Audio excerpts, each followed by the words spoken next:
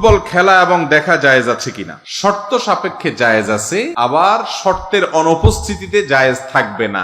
নবী করিম সাল্লাল্লাহু আলাইহি সাল্লাম একবার এক বাজারে গেলেন, যায় দেখলেন তীর মারার কম্পিটিশন করতেছে দুই দল। নবী করিম সাল্লাল্লাহু আলাইহি সাল্লাম যে বললেন, আমি অমুক দলের পক্ষে আছি, দাও তোমরা খেলা চালাও। তখন যে দলের পক্ষে উনি আছেন ওই দল তো খুশি, কিন্তু বিপরীত দল যারা, তারা খেলা বন্ধ করে দিচ্ছে। নবী করিম সাল্লাল্লাহু আলাইহি সাল্লাম বললেন, কি ব্যাপার, তোমরা খেলা বন্ধ করে দিলা কেন?